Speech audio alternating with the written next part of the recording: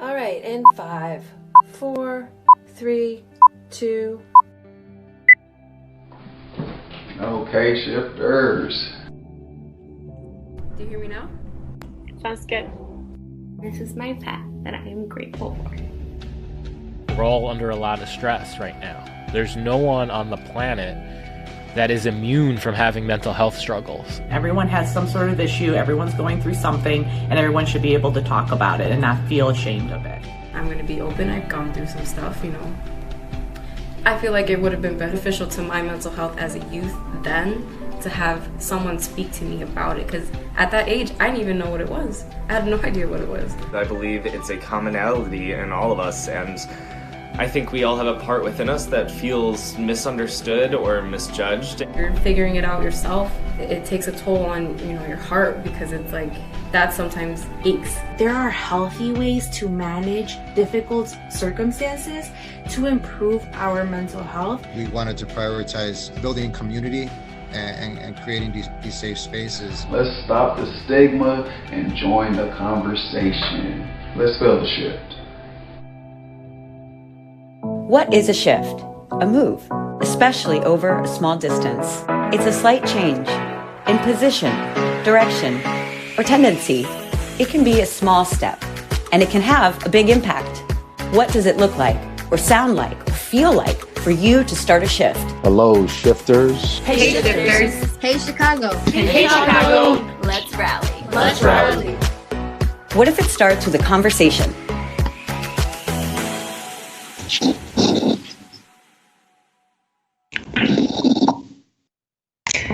Hello, Chicago. Thank you so much for joining us for the Shift Wellness Rally Chicago. I'm Adrienne Finch. Welcome to Chicago. Hey, everybody. I'm Paulina Rowe and Adrienne. I'm very excited to be here in virtual life with you. Yes, virtually. We are all together right now. I'm glad we're all here because the Shift is collaborating with some amazing organizations like Rincon Family Services, Recovery International, the City of Chicago, and so many wonderful community members and partners and sponsors to rally around creating and activating a meaningful conversation about mental health in Chicago. Paulina, why don't you kick us off? Why are you a part of the Shift Wellness Rally Chicago for its kickoff here? Of course, well, what does it mean to rally, right? To me, it means to come together for a common purpose, to take a stand and speak up against something that matters mutually to everyone. So I want to be a part of that with mental health. There's so much non-wellness around us, mentally, physically, emotionally, that I'm ready to rally for well-being for everyone. And I've been a big voice for mental health for a while now. A lot of my colleagues on the air, on the Fred Show here in Chicago, they've been, the same, vocal about mental health professionally. I've also done a lot of work in this space too. Started, with Get Your Mind Right, to start in, do my part, right, in starting the conversation. So yeah, I'm in it. Yes. Paulina, the act of your speaking about mental health openly is so powerful. You've definitely taken a step out to do that, and that isn't always easy. And we're about to hear today from experts, mental health advocates, and also young people in the community who have added their voice to that conversation. And you can too at home. If you are watching, you can vote in our polls when we post our first few in a moment. But before we dive into things, we do want to remind you that today we are going to be talking about mental health. And some of it can feel serious. We're not mental health experts, but we do want to make sure that you guys have resources on hand throughout the event if you need to start a conversation with a reliable resource. Yes, so we're going to put these numbers on the screen for you to keep, and have, if any point today or if ever you experience emotional distress, you can text HELLO to 741-741 to connect with a life crisis text line counselor that's 24/7, or you can call the National Suicide Prevention Lifeline at 1-800-273-8255. Or if deaf and hard of hearing, you can, text telephone, that's to 800-799-4889. Yes, so these are good numbers to have in your phone. I mean, maybe for yourself if you need a little extra support, or to also share with a friend or a family member who might be struggling. And if they're having a hard time in their life, sometimes anonymous resources can help them feel safe to share about what they're going through. Yes, it's so important to have someone to talk to, and that's exactly why we're here. Throughout the rally, you're going to hear from some real talk, some real people that will equip you with some powerful tips and tools to help your well-being. And as we start this conversation and throughout the rally, we invite you to add your voice. We actually have poll questions that will be coming up on the screen. So please participate by voting on the Shift Wellness Rally website. When you see the surveys change right below your screen, or if you're watching on our website, they'll change right below your screen. Or if you're tuning into the show from social, you can vote on your phone by heading over to theshiftwellnessrally.com/vote. Super easy. Yes. And, these aren't questions we tend to ask ourselves every day, about mental health or our well-being. True. These can definitely be things that we shy away from, depending on whether you even feel comfortable asking for support or help when you might need it, right? So that actually brings us to our first question. Have you ever asked for mental health support? Yes or no? So be sure to go to theshiftwellnessrally.com/vote and let us know. We'd love to hear from you. Yes, absolutely. We're looking at these results also coming in. And thank you all for being so open and honest as well. And, this is a question that we've even asked before of others or of ourselves. You can let us know what you think by voting, again, on theshiftwellnessrally.com/vote. Yes, I love it. We're seeing a lot of yes, people have asked. We're seeing some no. And so, we're going to talk a lot about that all today. I personally have asked. I had an interesting situation. I grew up with two psychologist parents. So as you can imagine, I was lucky to have those tools and the support that made my experience with online bullying and anxiety and things like that a lot more manageable. But it was even still difficult, right? So what about you, Paulina? Yeah, no, thank you for being so open and honest. I mean, I definitely didn't ask for help until I got a little older, So growing up, I did grow up in a very, immigrant household. My parents are both from two totally different countries. We have Poland and we have Mexico. And it's just so interesting too, growing up, because for me, I kind of felt like there wasn't really a way to ask, and there were a lot of barriers, but I'm so glad that I'm doing this now, and I'm very happy that I learned how to ask for help. There's never a wrong time to ask. So, I had to learn how to make sure the people around me could hear that I was saying help. So I think these conversations are so important to be had, and that's exactly why I love that we're doing this today. Absolutely. I mean, and you bring up a good point. How we even say help can also sound and look and be different for everyone. And let us know, you guys, everyone watching, share what you think. Have you ever felt you needed help, whether you asked for it or not? Have you felt that you could use some extra support at times? So have you ever felt you needed help? Yes or no, whether you've asked for it or not. We're still seeing a lot of yes for asking for mental health support, which is, of course, what we hope. So go ahead and vote if you haven't. Yes, so many people feeling that way. Make sure to go cast your vote, theshiftwellnessrally.com/vote. Have you ever asked for mental health support? You can also see you're definitely not alone. And if you have felt like this, you can use some extra support. Let's get this rally started then with some voices who are here to say, we hear you. Let's do it.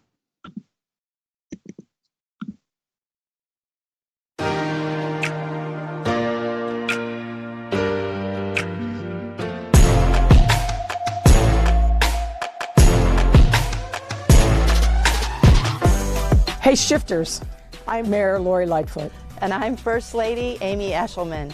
And we're excited to be part of the conversation surrounding the mental health of our young people. Hi, my name is Eddie Borrayo. I am the president and CEO of Rincon Family Services, which Rincon has been around since 1972, so almost close to 50 years, providing behavioral health services to the greater Chicagoland area. Now more than ever, the importance of lifting up our youth voices, breaking down stigma surrounding our well-being, and ensuring that our communities receive the necessary resources is crucial. Now we're here to really engage the community to talk about the importance of mental health and reducing the stigma in mental health for all of us. This past year has been especially difficult for our young Chicagoans who have been adjusting to the many challenges that the pandemic has presented, especially those that have been impacted by their mental health. That's why we're here to start the conversation and stop the stigma around mental health, as well as give our young people the resources they need to maintain their mental well-being. I want to encourage you to speak out and speak up.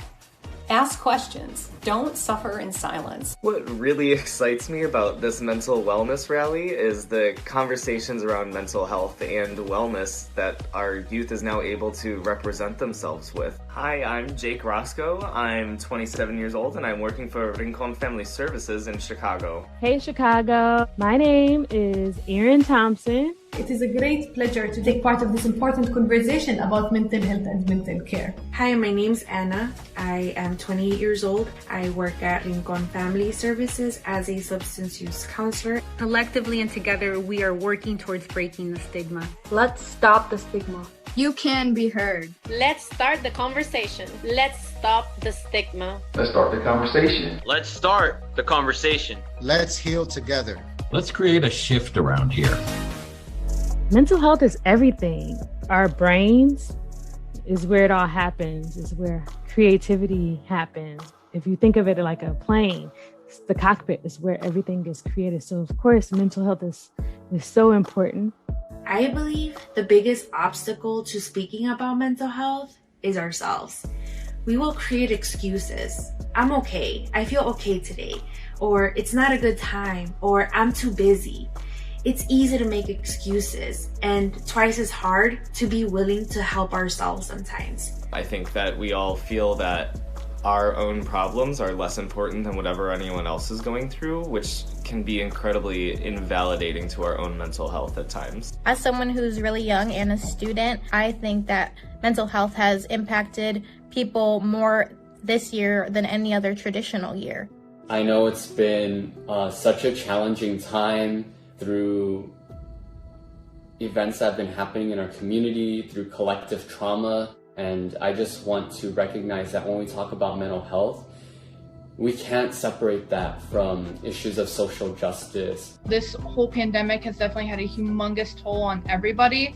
The effects have disproportionately affected certain groups, including young people who have had decreasing access to mental health services.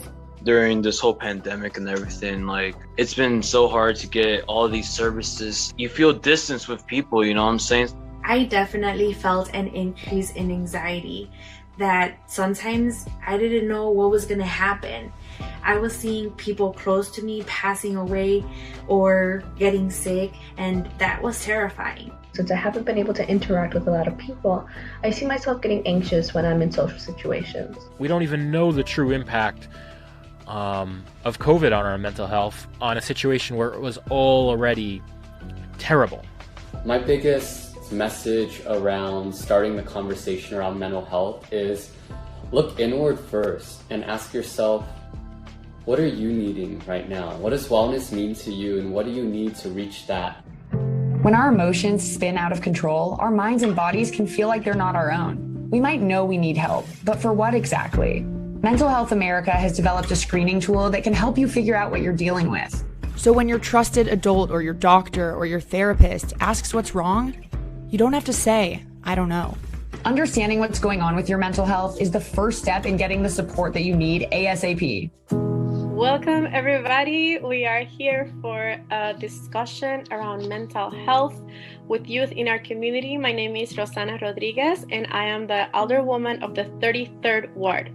We are so glad that we have an opportunity to have this conversation out in the open, to continue to talk about stigma around mental health, and what our needs are as young people, as communities. We know that we have been living through really hard times in the last year. Do you believe that mental health care is available to you, and do you feel comfortable asking for it if you need it? It's kind of hard to reach out, just sitting around, you know, in a bad place in general, you know what I'm saying? And then it got so bad to the point where, like, I was just freaking out about everything, you know? I really wanted to reach out, right? I didn't know how to. My parents, they really didn't understand what was going on with me, you know what I'm saying? It's really hard to reach out because, like, you don't know if someone's gonna believe you, because we've always been like questioned about, like, oh, like, are you sure it's not about your grades? Like, especially if you're like first generation and like your parents are immigrants, like, it's extremely hard because they don't understand. Like, they'll just portray like what they've been through as a kid, or like their life, their past life on you. If it wasn't my parents that were gonna help me out, I was like, then who else? I was thinking about, you know, reaching out to like to the counselor. She gave me this email that got me to talk with a psychologist, right, or a therapist. I'm so thankful for that day that I got to reach out. I got that help. It's been a very big change, not only for adults, but I feel like sometimes teachers and even parents don't understand that it's also been a humongous shift for us, and that we need more support and just understanding that, things aren't how they used to be and that things are different. We can't do the same things we used to be able to do. I used to always love coming to school because I always felt safe, and I always felt like it's an environment to be able to talk to my teachers about my problems, and they were always there for me. So I feel like teachers should always be there for their students, do daily checkups. If they're slacking off, to contact them, to do meetings with them. That's super important because it's gonna go a long way, and their mental health is going to affect everything in their life. Their education, their jobs, whatever they do in life is gonna affect it. I feel very privileged to live in a household where I can talk to my mom and I go to therapy and I have people I can talk to, but there's so many people that don't have an opportunity in their household. They can't talk to their parents, and even if they do and their parents want to help them, they might not have the funds to, and they don't know where to get help. People who in the community just never have taken any kind of therapy, have never even heard of therapy, or they never even heard of mental health, but they feel some type of way and they don't know why they're feeling the way they're feeling. That's what the Living Room program is there for. It's kind of like that tiny step. You don't have insurance, you don't want to do therapy, or if you've had a bad experience with therapy, come on over, we'll talk to you. You need help looking for a job, or you need help looking for insurance if you don't have insurance, or any resources that you need help with, they're also there to help you. And you're gonna leave thinking, okay, I'm not alone. I have someone here who's not only listening, but they're gonna talk to me and they're gonna give me options. And you can come as much as you want, as often as you want. And my experience here it's been great. We have the meditation room and we have the library. All the time when I'm not doing nothing, all I do is just come here and chill. And it's like different components that make up a house, that make up a safe space. They have the sofas, they have the TV, little coffee table. There's a meditation room, which is pretty cool because it's like, oh my gosh, there's a meditation room. You just want to sit down and, take your mind off of things and play some video games. There's a gaming room. There's an art room. So if you feel like you want to draw or doodle, art could be very therapeutic for people. I made this art. One of the staff members made this one right here. I made that one right here. This is my safe place. It took me away from the streets. It took me away from ending up in the hospital. And yeah. All I gotta do is walk in. You don't have to set an appointment, and then they'll be there to help you, and they'll ask you, what do you need? And this is what we're gonna do to try and get you what you need. We know that we cannot go through this life journey alone. Sometimes we need people who have been there to provide a little bit more support along the way. Having an adult or someone in your life that you feel safe with is so important to your mental health. For me, that trusted adult in my life when I was in high school was actually a teacher. This teacher was so influential in terms of my mental health because I could go to her when I had issues. So often it was hard for me to talk to my parents about my mental health, about the different things I was going through and the things I was feeling. And having that teacher there just to be a sounding board to chat with when I was feeling down really helped me to feel okay. And I know that if I was in a place where I needed a lot of support, or maybe I needed professional help, like to see a therapist or a psychiatrist, if I needed that extra support, I know that she would have been there for me in order to help me get connected to the resources to make me feel better. Sometimes when we're at our lowest is when life chooses to challenge us the most. And if you live with depression or bipolar, well, those challenges can be isolating and sometimes feel never ending. With our new podcast, I'm Living Proof, a letter to my younger self, you may discover that you're not alone. Join us as we listen to young adults living with depression or bipolar detail their first brush with a mood disorder and a letter written in red to their younger selves. In each letter, we explore their journey, learn how they face the challenges of living with a mood disorder, and find out what makes them living proof.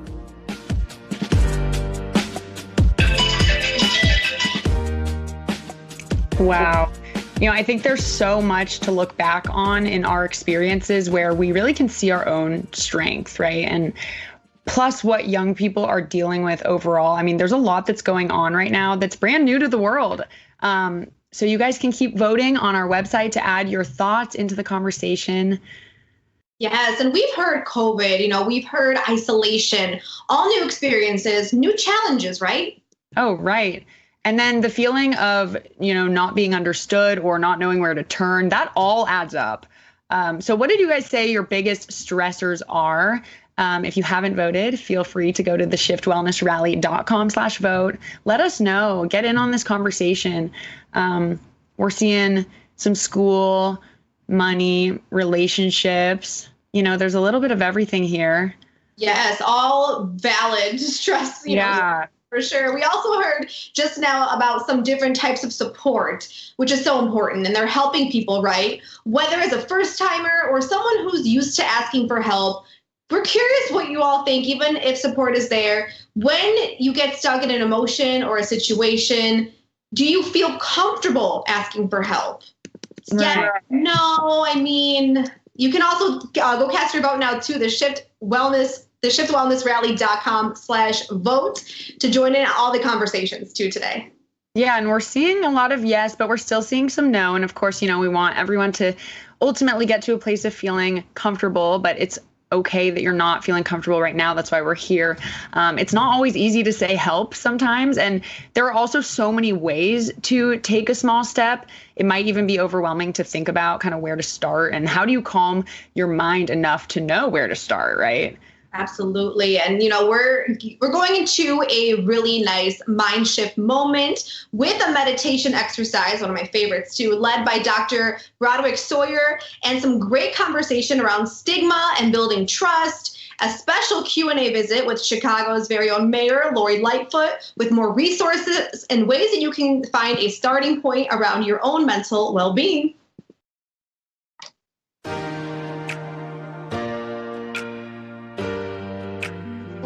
I began my therapy journey when I was 19 years old. I was experiencing panic attacks. When I was first introduced to meditation, I'm like, how am I going to sit here for 10 minutes and not talk? I mean, that's brutal for me. One of the most amazing benefits of meditation was me being able to calm the monkey brain down. That's an actual term. Because sometimes this gets so jumbled and so cluttered. The terms mental health or wellness make me think of, you know, the awareness we all have within ourselves when we aren't okay all the time, and that's okay to feel that way. And just, you know, the importance of recognizing those moments we experience and how we choose to cope with those situations on our own. Hello, hello. My name is Dr. Broderick Sawyer. I am a clinical psychologist, meditation teacher, therapist, speaker, educator, got a book in the works, different things like that. But I'm here today to talk about just mindfulness and how it can help you just engage in your own journey of mental health and healing, of self-realization, really living your truth. And I've learned a lot and took a lot away from mindfulness, both in my personal life, struggling with anxiety, depression, substance use, trauma for myself.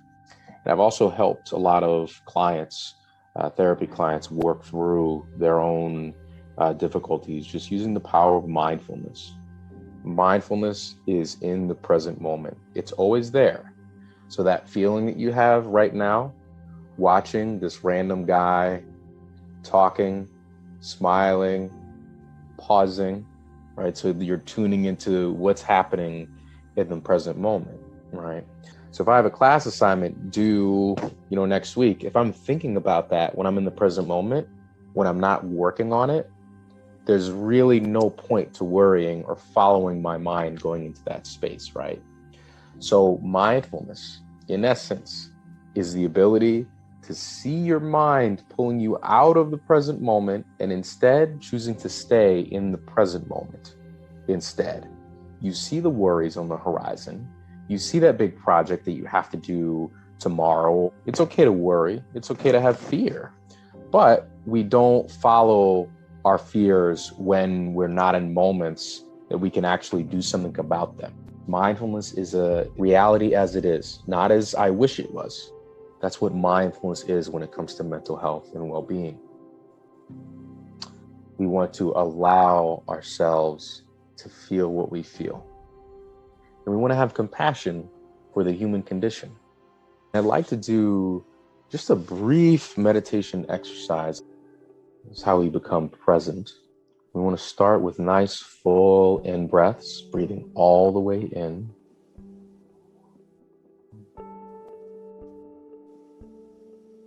And then at the top of the in-breath, just let go and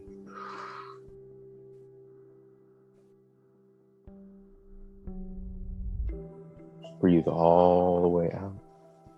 And then once again, I want you to breathe all the way in.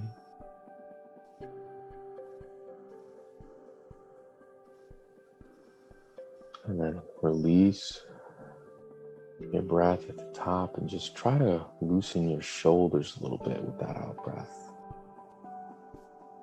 Relax your jaw muscle a little bit. And keep breathing in this way. So breathe all the way in. Really fill your lungs. And on the out breath, just release. Release any tension.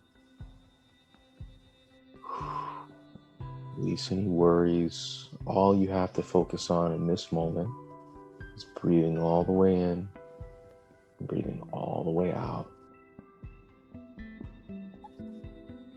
That's all there is to it. Just continue to breathe this way. All the way in, all the way out. And then allow your breath to resume at a natural rhythm. So that means that no more deep breaths. So just let your breath settle. Just let it breathe itself. You don't need to control it anymore.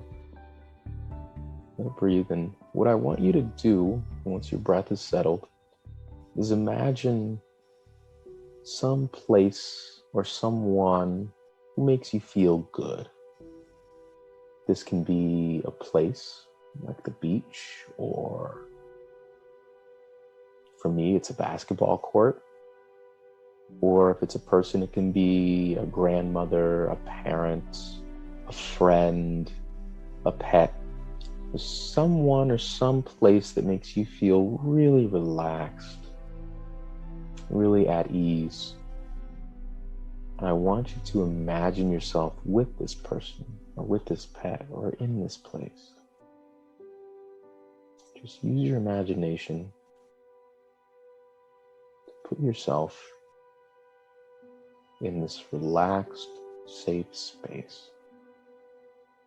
So if you're imagining a place, you might imagine what it feels like if you're at the beach. Maybe your toes are in the sand, or if you're in the forest, see how green it is.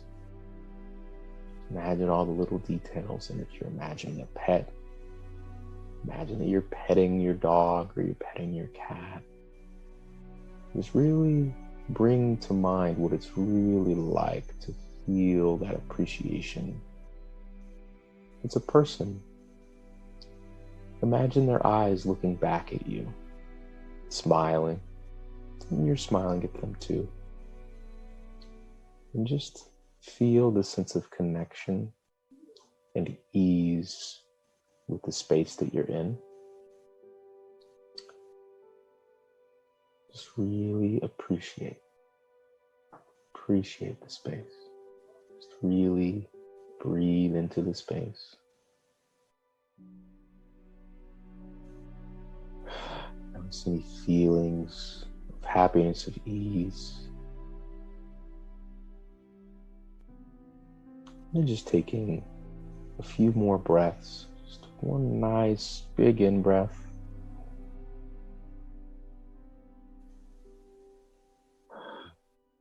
Breathing out.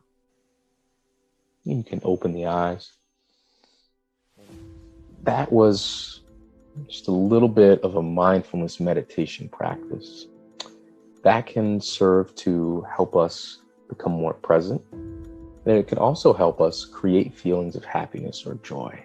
We were just practicing breathing, right? And sometimes that's what you can do. You can just set your timer for 5 minutes. Just sit, you just breathe all the way in, all the way out. And on the out breath, just relax your shoulders, relax any tension in your body. And then there you go. Very effective practice. Great for sleep. And then that second practice we did, we just visualized someone or some place that we just really love. And we sit in that, and then we start to feel feelings of kindness and peace and openness. So the more you practice feeling that way in a meditation, when you're imagining something, then you can start to transfer those feelings to your everyday life. Hey, I really appreciate you all. I'm just really, really happy to be a part of this. Here's to healing. So you know all those feels you tend to feel?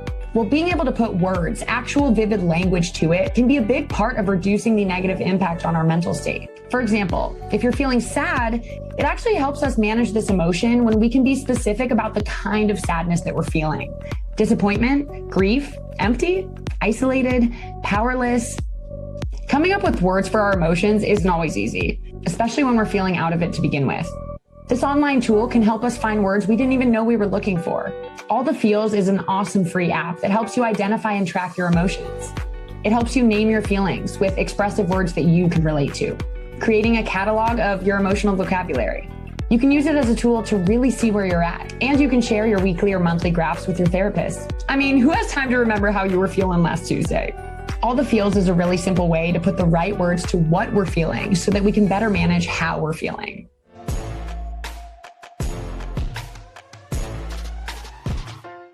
Hello, my name is Rosa Gomez. I'm 29 years. I'm from Chicago, Southside. It's not easy for my community to talk about mental health. We don't know how to express, how to say I need help, and we need that. It's not a lot of basis to help our community in their own language. And I'm not talking only about Hispanic. I'm talking about Polish, French, Chinese, Japanese. They need someone in their own language to express themselves better. I grew up in a household where if I were to say I was sad, I was anxious, or feeling, depressed or whatever, I was met with, don't you have food on the table? Don't we provide for you? Don't you have a roof over your head? Don't you go to school? We wish we had your life. Things like that.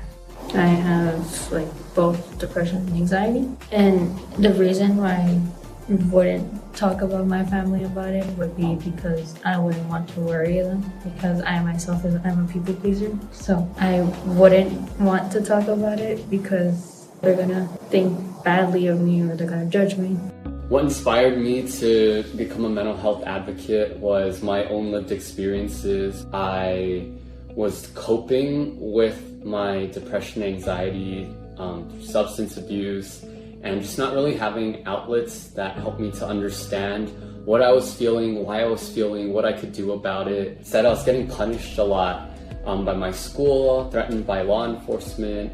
When you get treated that way at such a young age, when really what you need is support, what you need is education, you need connection, you need love, you need joy. That made me really angry and helped me to question, why is this the treatment that I got and what can we do about it instead? A lot of times a behavior can get misinterpreted as being disrespectful or defiant, but teachers understanding that unfortunately the communities that we live in, there's a lot that happens in our communities that can be considered toxic environments or just an unjust society in general. A lot of fear, anxiety, anger, or just toxic stress comes from living in these environments. It doesn't end when you walk into the building, right? So if teachers are in solidarity with their students' pain, they know that there's a root cause of it. Giving us a punishment for feelings that we can't control is like telling us who cares? Putting them into detention just makes them more rebellious, more mad, because they're you're not listening to me. I want to be heard. What are behaviors, attitudes, actions that you believe you need right now from adults around you? What I think that we need the most right now is emotional support. We just need someone to talk to without being judged. If we're upset, we shouldn't be judged and be told oh, it's because you have low grades or it's because you're not completing all your assignments. Things like that make students and teens like me feel less of themselves. Instead of putting people on detention, for example, you can have a conversation with somebody, right? I feel it's a better approach. You have the deans and everything talking to students are you okay, instead of giving them suspension or detention. I feel that kind of brings out their character and kind of tells you why they're acting a certain way. So you personally understand that this is why they're acting this way, and it helps the deans and the teachers understand if this happens next time, we know why and we know how to prevent it. It also shifts that thinking of, oh, when I get in trouble, it means I'm a bad kid, I do bad things all the time. It shifts that and says they need help for the things they go through. And it just tells kids that it's okay to get help, it's okay to feel feelings, and they don't have to be punished for just being a human being. I feel like it's just having the offer right there, you know? Obviously they don't need help, but just have it on the table, you know what I'm saying? My history teacher does like little openers in the beginning of class where we can just like answer the question that she puts up and we all have like a conversation about it. It creates this little space where like you kind of feel like safe and you can like talk about anything, even if it's not anything that's like a super deep conversation. You just feel like you can open up and say anything without being judged or any of that. It's super nice. Being able to create an environment of relationships in the class that are based on that kind of trust is where you'll be able to get to the real support. It's too easy to say, what can I do for you? Come in and talk to me. You know, my door is always open. But if you don't feel comfortable and you don't trust that person, it's hard to step through that door and to ask for help. When students feel that they're in a safe space, there's more willingness to share, to be in a conversation, to resolve conflict. This is a shift from being punitive to restorative. When we have these restorative conversations, it actually strengthens the relationship between the student and the teacher. We also come up with agreements, and that keeps the student in mind and the teacher in mind and puts some accountability. We've learned that the restorative practices and these safe spaces allow for healing moments. So these are all things that help with the healing process. Creating a new life for myself after depression wasn't easy. Because when you're at your lowest, it's hard to see the big picture. Sometimes you need help. I'm not gonna say that calling NAMI Chicago's helpline saved my life, but it did help me save myself. It helped me realize that there's something beautiful on the other side of all of my pain. NAMI Chicago has mental health experts ready to talk to you 7 days a week. It's free and it's confidential. Just imagine, what if the only thing standing between you and the life you want is your fear of getting help? Let people be there for you. It's okay. Call 833-626-4244 or DM NAMI Chicago. And never forget, just because you are a work in progress doesn't mean you're not a work of art.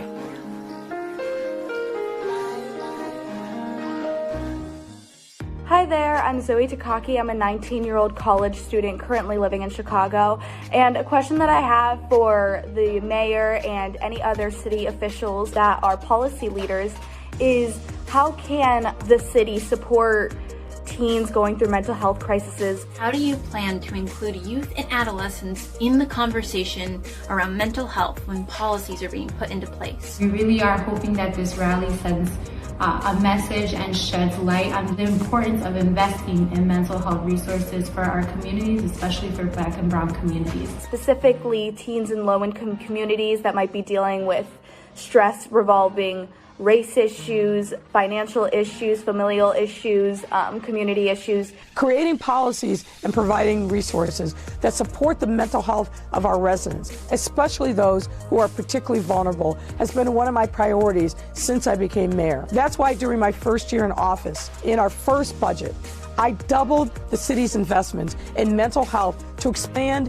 equity and access to care across all of our neighborhoods. Hi, my name is Kathy Calderon, and I'm Director of Mental Health Operations with the Chicago Department of Public Health. Mayor Lightfoot understands that our mental health system, the bigger picture of all services available, does not reach all communities and residents as easily or abundantly. Mayor Lightfoot has created a platform to develop new pathways of connection for mental health agencies and Chicagoans, especially Chicago's youth. In May 2020, we took our CARES Act funding and expanded mental health supports to protect the mental health and well-being of our residents during the COVID-19 pandemic. And just a few months later, after that, in our second budget in October of 2020, I announced $8 million in annual grant funding to 32 community-based organizations to create and sustain our city's trauma-informed mental health safety net system. The process of building a network of trauma-informed centers of care paves the way for a respectful and accessible path for people to use their own approach in addressing their mental health needs. Whether you first want to talk to your primary care provider or you prefer to talk to a mental health professional at school, know there are a lot of efforts behind the scenes to help make that easier for you. In addition, we want to be sure mental health professionals and providers have a collective and strong understanding of what trauma is and how to approach the healing process. Through these efforts, among others. We have provided critical aid to many of our young people in their time of greatest need. But there's still more work to be done to connect all of our young people to mental health care. One way we've done this is by creating the first ever Mayor's Youth Commission to ensure our young people not only have a voice but a platform for that voice to be heard. The Mayor's Youth Commission brings a necessary, nuanced perspective to the table, and their feedback is integrated into a number of my administration's policy initiatives, which includes mental health. Thank you all for this opportunity, and please continue to be safe. Be sure to look closer at all the resources available at My Shy, My Future. And find behavioral health and social service resources at the Chicago Department of Health's Chicago Connects website as another path to supporting your mental and emotional well-being. NAMI Chicago's resources page has over 20 local connections for when you need help in Chicago. And if you need someone to help you navigate through it, reach out to NAMI Chicago's helpline, 833-626-4244. It's free and confidential and open 7 days a week. It's staffed by clinicians and peers who can guide you through types of treatment, lend a compassionate ear, connect you to legal and housing support, and also can provide resources for mental health professionals and clinicians. Plus, check out this list of NAMI warm lines. You've heard of hotlines, and those are typically for crises. Warm lines are for when you just need someone to talk to. Warm lines on NAMI's list are free and confidential. They're staffed by peer counselors who have their own lived experiences around mental health conditions themselves, so not trained therapists.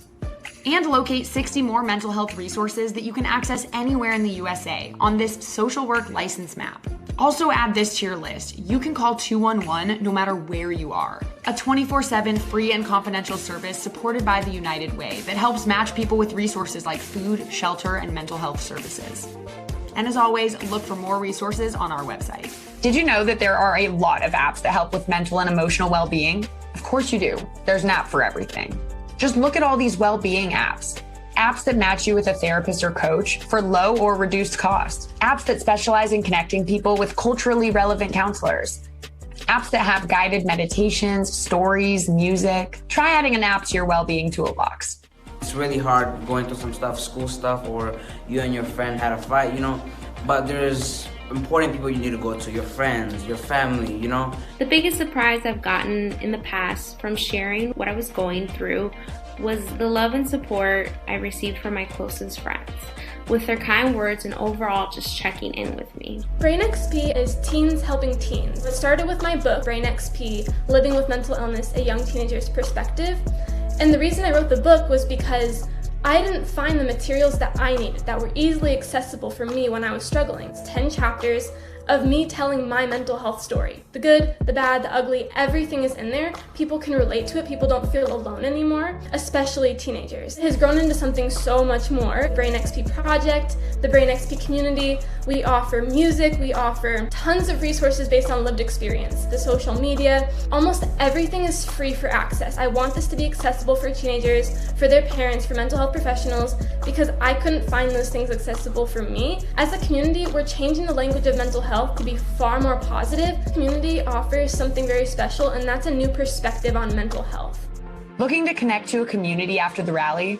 Feeling connected is so important to our emotional well-being. And even if you're not venturing out as much, there are some really awesome online communities to lean into, like #HalfTheStory, a community encouraging healthy, whole story sharing to break the standard social media narrative of all perfect all the time that so poorly impacts mental health. The #WeWereHere project is recording and preserving the teen perspectives on the current state of the world, including how COVID-19 has affected you. And #SameHereGlobal, because everyone has mental health, everywhere. Here you can share stories, find tools and resources, and locate experts to connect with from around the world. Recovery International has been around for more than 80 years. The recovery method helps people learn to identify and manage negative thoughts, feelings, and behaviors that can lead to emotional distress and even physical symptoms. Our mission is to use peer-led cognitive behavioral systems to help people gain skills to lead more peaceful and productive lives. We provide tools to train your brain to view a situation differently and change your reaction to it. We thought that using graphic novel panels would be a fun way to illustrate daily situations that can get us worked up. My name is Corey, and I'm a new, proud member of Recovery International. I joined last year, and my life could have been greater. Whenever I'm in symptoms, whenever I'm in temper, whenever I'm in anxiety, I have recovery tools to help me. People used to say I had a short fuse. Arguing with my parents, family, friends, and teachers, I felt misunderstood. My grades were trash, and I got no sleep. I'm trying to control my anger. It's hard, and day to day. Today tested that. Sup, Mike? Bro, you hear me? I hear you. Trying to listen to my music. Rude. That pissed me off. I thought how silly it was, laughed it off, and decided to just walk away from the situation. I was surprised what happened next. Hey. Sorry, Quan. I didn't mean to snap. Just going through some stuff. It's okay. We all have bad times. Today I saw controlling my anger can work. I have to try to think things through and keep calm. And also have a sense of humor. This program works numbers of your day-to-day activities, from trivialities, from losing your car keys, to being late on that homework assignment, to having another homework assignment due right back to back, or studying for those midterms or those exams. Hi there. Start here and go up. Sometimes when I'm feeling stressed, or I can feel my heart beating a little bit more, or I'm feeling tense and I know that I need to take a break, I do something that my 5-year-old daughter in kindergarten taught me, starfish breathing. And it's just a series of 5 breaths. So you start from the bottom and you go up. And it's just deep breaths, and it just gives you 5 seconds of pause to reset. Thanks. I know I'm feeling a little better.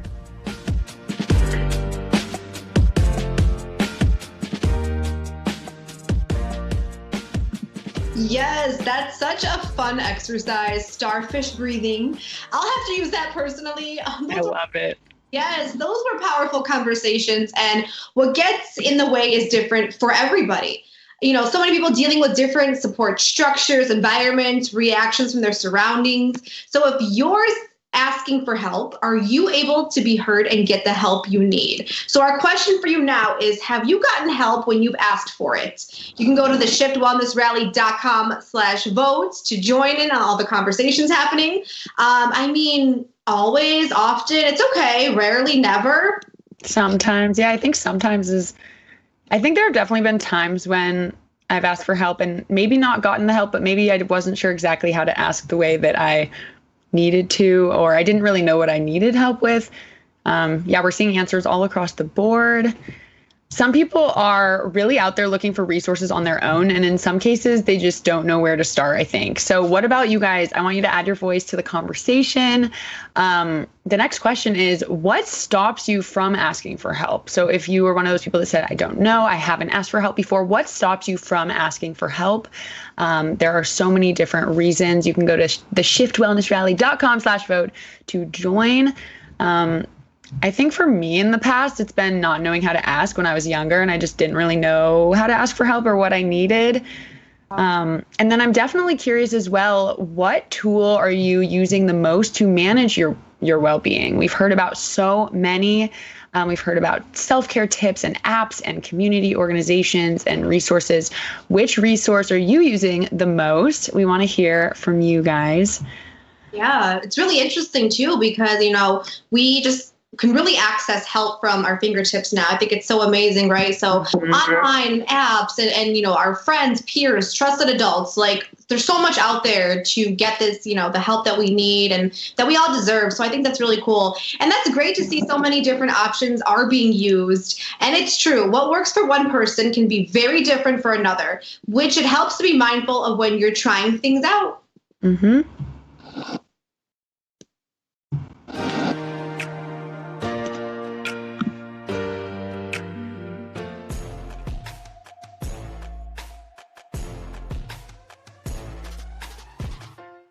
Hello, Jesse Zookman here, mental health patient, advocate, suicide survivor, training to be a mental health care professional myself. People ask me all the time, what are some things I can do for my mental health? 3 tools. Number 1, sleep. Go to sleep at the same time every night.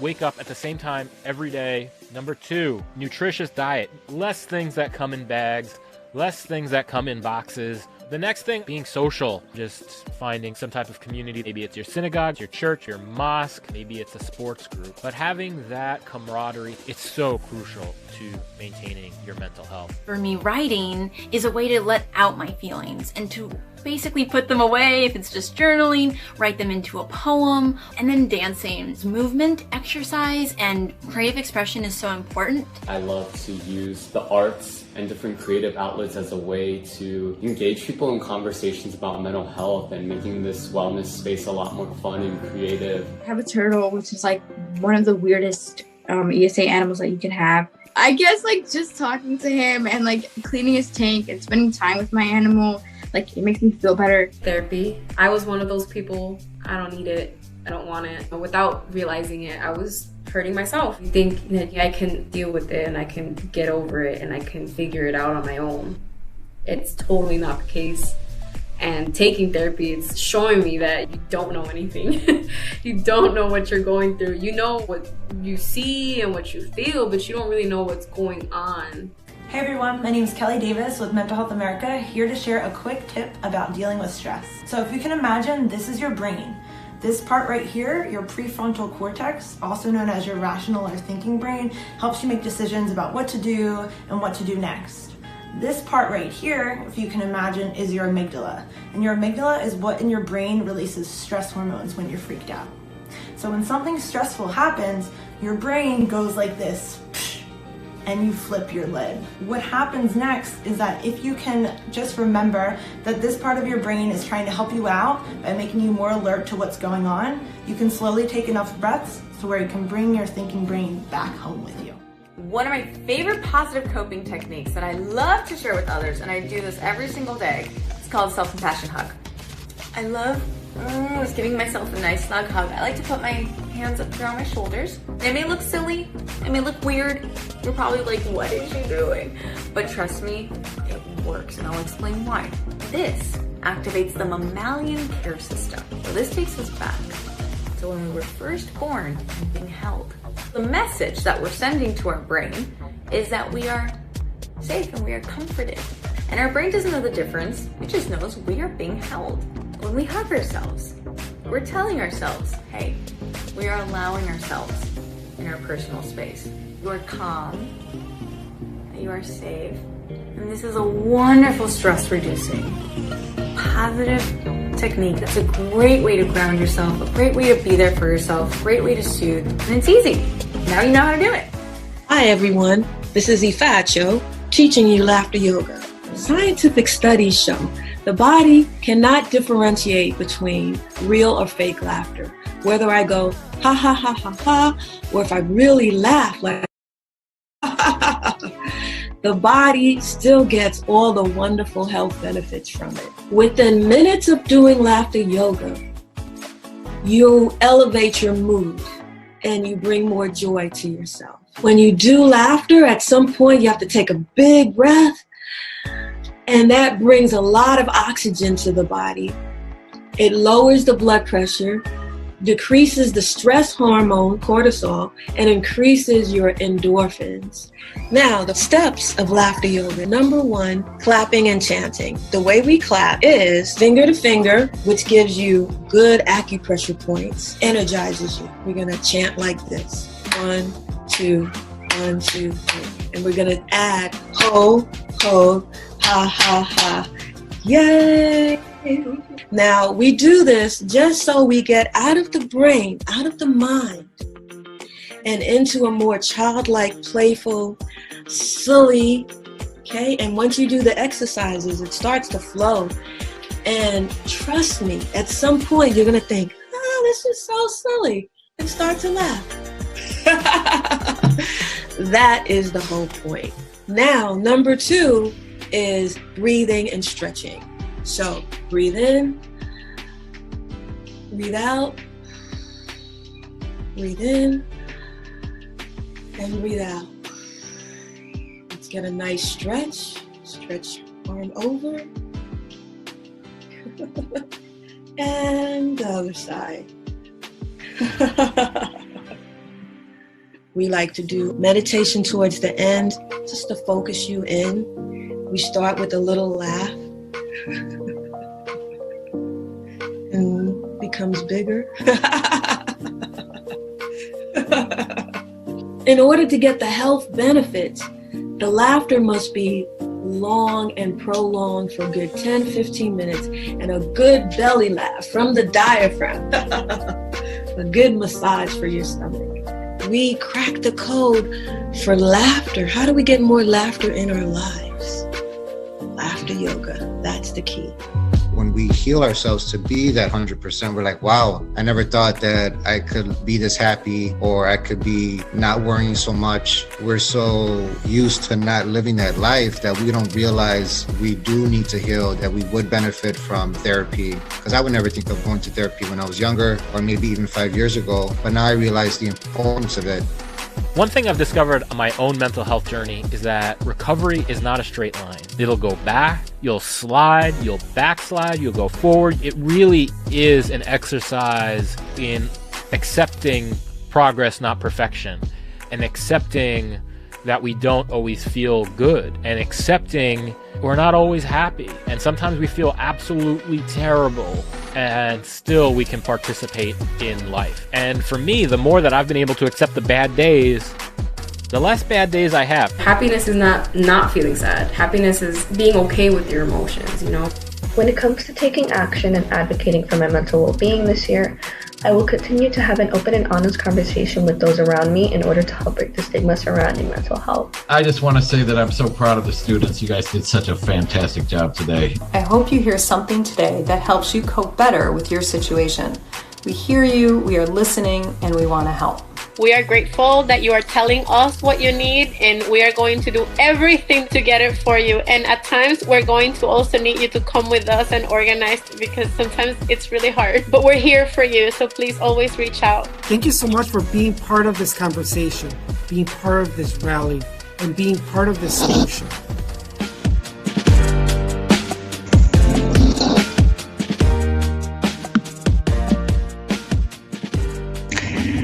Wow. Well, I know that I feel a shift. I've definitely learned something from today. I love it.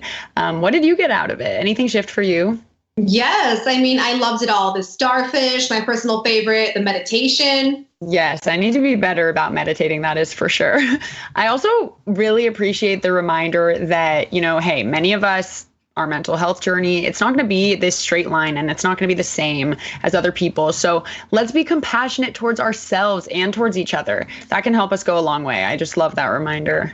Yes, absolutely. And that's essential. So what's changed for you all? How likely are you to try a new approach to your mental health and well-being after today?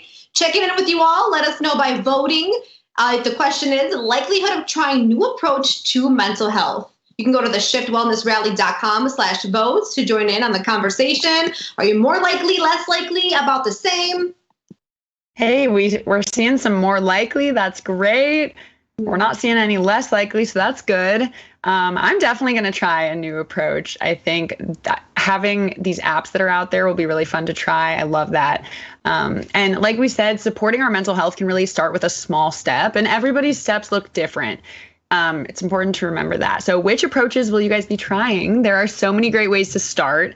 So let us know. The next question, which approach will you be trying? I already said mine. I think apps and online, especially nowadays.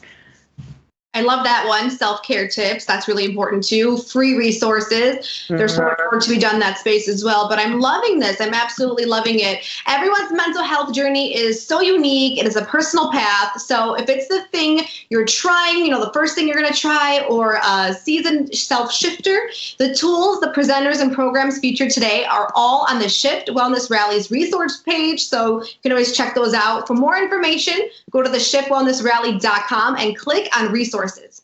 Yes, no matter who you are, where you are, we have those resources. Plus, you can take a picture of the screen. There are so many options here to activate your inner advocate and your well-being.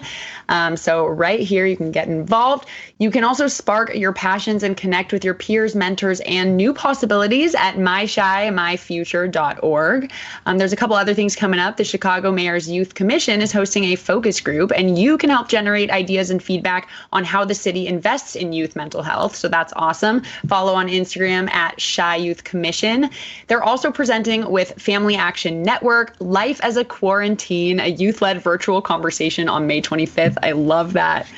Yes, I want to do all these things. And you know, this Thursday, May 20th, it's the first ever Mental Health Action Day. And you can take one action for your mental health and image. We're all making, imagine we're all making that small shift, right? It's huge. Mm-hmm. Plus XRE and NAMI West LA, who are a big part of our first LA rally. They're both part of that day, and they both have online events all through May for mental health. And NAMI Chicago's hashtag just checking in is another way to ask yourself or someone else, hey, how are you doing? And make it okay to ask for help. And that's something we can all keep doing. Yes. That's so good. And please treat yourself to something nice for being here with us. We have well-being product sponsors, Aura, Centered, which I just got sent something from and I'm obsessed, and Dynamicos are each providing promo codes on our website. They're free and discounted offers, and we want to make sure you guys take advantage of all of them. So you can go to theshiftwellnessrally.com and click on our product partners page. Highly recommend. Yes. That's amazing. And we're sending a big thank you to Rincon Family Services and Recovery International for inviting this conversation, for elevating access to mental well-being, and for all the work they do every single day on the ground in the community. And to all the speakers, presenters, partner organizations, and of course to all of you young people who submitted and shared your voice today. Yeah, I love to hear from so many people. And we look forward to hearing where the conversation continues to go from here. And where will the Shift Wellness Rally be next time? You should tell us. Share what you got out of this rally on social media. You can like us, follow us, and share with us what really made a difference for you, what this rally did for you. We really want to know. It means so much to us.